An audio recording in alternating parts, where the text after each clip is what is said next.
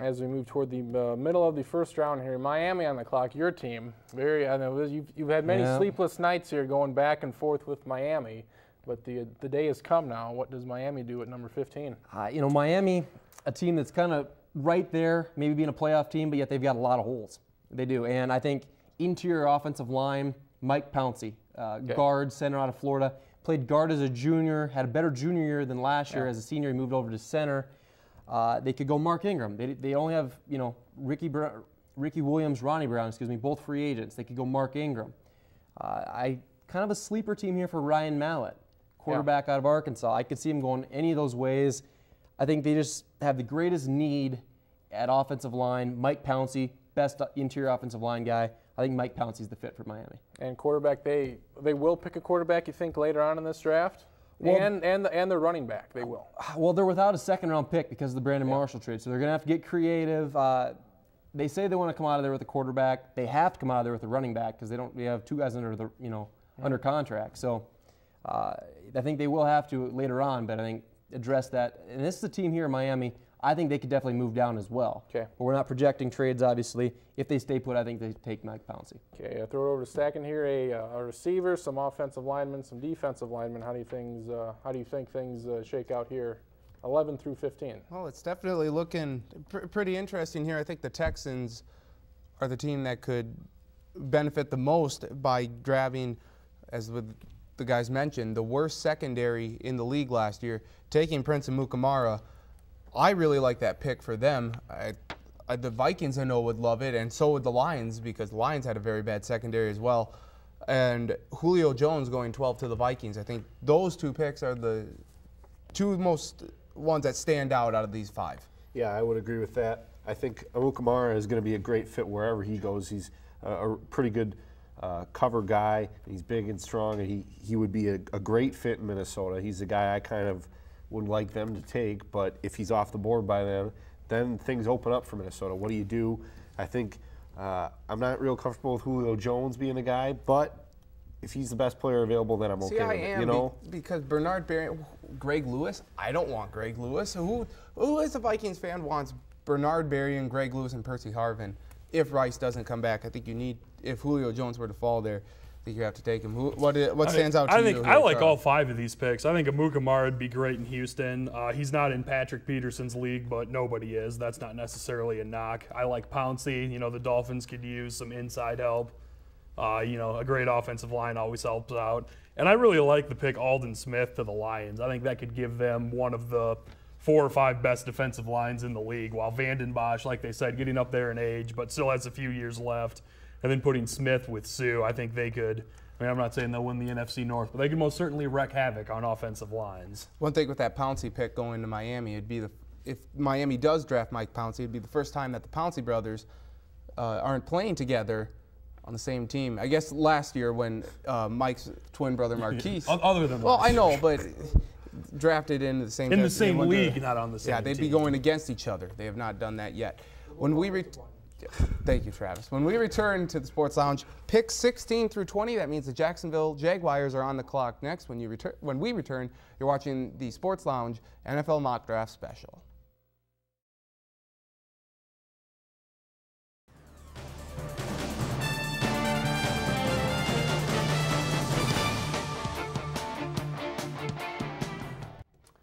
Back here in the Sports Lounge with Blake Day. His Christmas is here, folks. He's unwrapping the presents. He's about halfway done with the first round. Got the first 15 picked as we go now to pick 16.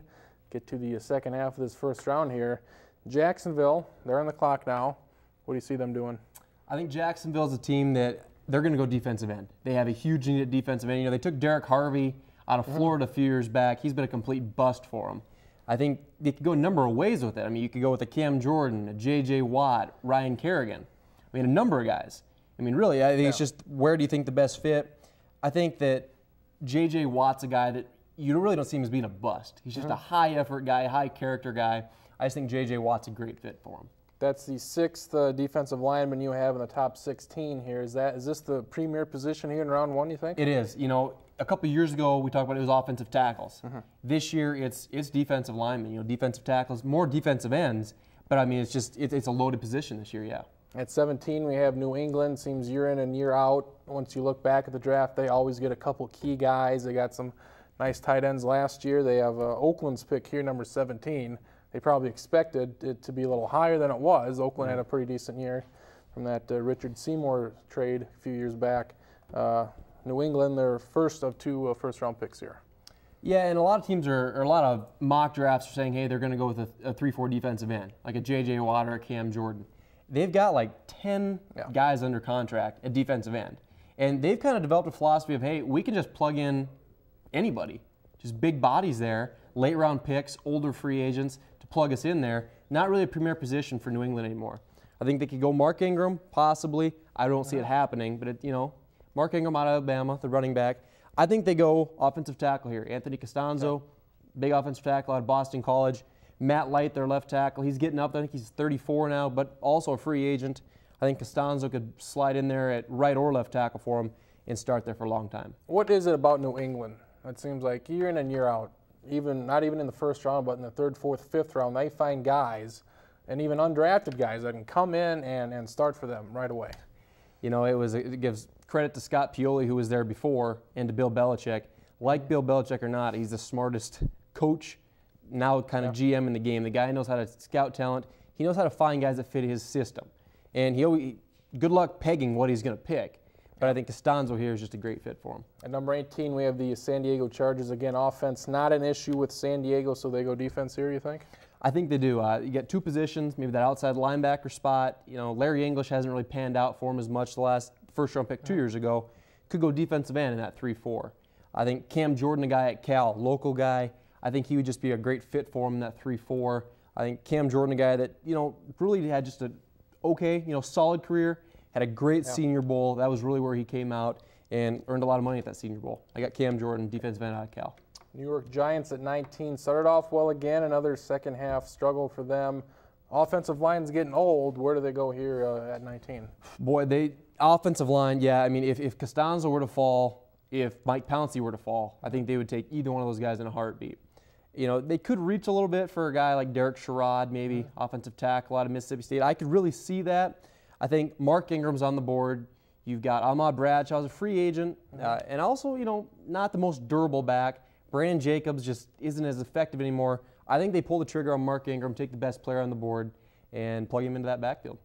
We mentioned defensive line very strong here. Running back, not so much. Maybe one running back to go in this first round. Yeah, Mark Ingram. I mean, I would not be surprised. He's not, No, he's not an Adrian Peterson. He's not a Chris Johnson. I wouldn't be surprised at all if he fell out of the first round. It's not a strong position this year, and I think a lot of teams are putting less priority on the running back position as well. We wrap up these 5 picks here. Tampa Bay at 20. And again, they got their good young quarterback here. They've been known for their defense back, in those late 90s, early 2000s. Tampa Bay, they got the 20th pick here. Yeah, they took Gerald McCoy last year, defensive tackle. I think they continue to go D-line. I think you look at defensive end, who's going to be there? Daquan Bowers is a possibility here, a guy that is falling because of injury, maybe a bad knee. I think Ryan Kerrigan's a great fit here, kind of a high effort, high motor guy. Could play that defensive end spot for him. You'd like to say maybe a corner here. I think they'll get into that in a little bit with maybe Aqib Talib issues, but I just don't see a corner on the board right here that's a good fit for him. I go with Ryan Kerrigan, defensive end out of Purdue. Hey, we got a big run of a defensive lineman here. See what the panel thinks. Mark Ingram going 19 to New York, first running back off the board. Well, I think that is possibly one of the bigger stories here is that. First off, I got to say one thing. Yeah. I am devastated that Oakland doesn't have a first-round draft pick to pick someone that no one saw coming and everyone could laugh quick about. And no one will be able to see Al Davis in a windsuit. I think that's another sorry sight that we won't be able to see. New York Giants taking Mark Ingram, as Blake mentioned, they would love to have Mike Pouncey or Anthony Costanzo fall to them because their offensive line is in disarray. Do you like the pick of Ingram going to the Giants at 19? Well, it does kind of puzzle me a little bit because they need an offensive lineman so badly. But with Pouncey off the board, they can't take Costanzo. I guess Ingram is as good a pick as any, and I think he does bring a sense of. I think he can handle New York, and I think he can do the job. They need a running back because Jacobs is, you don't know what his deal is, and Bradshaw is hit or miss as well. So I think Ingram fits well. Do you think it would be a reach for them to go for a lineman at 19 based on who would be available still and who's already been taken? Well, Gabe Karimi is a guy that a lot of people have talked about, and he's still on the board, and I think he could fit in there, but that could even be a reach potentially. His Wisconsin teammate, J.J. Watt, you really like the defensive end going 16 to Jacksonville. Yeah, I do. I think Jacksonville needs the defensive help, and I think J.J. Watt is like Blake said, he's a low risk, high reward kind of guy, and I think he was a tough kid at Wisconsin. I think he'll fit in well in Jacksonville, and he'll just add to a division that's already got good pass rushers. Another defensive end from the Big Ten, Ryan Kerrigan, going to the Buccaneers. You really like this? Yeah, I like this pick too. Very similar to J.J. Watt, a low risk, high reward guy. Going to Tampa, where they got Gerald McCoy out of Oklahoma in the first round, Brian Price, another defensive tackle out of UCLA in the second round. Both those guys, assuming they can stay healthy, take the next step, and Kerrigan is as good as people think he could be, they could have an elite defensive line in a couple years and kind of be a sleeping giant in the NFC South, I think. All right, those are look at picks 16 through 20. We'll take a look at picks 21 through 25 next. When we return, you're watching the Sports Lounge, the NFL Mock Draft Special.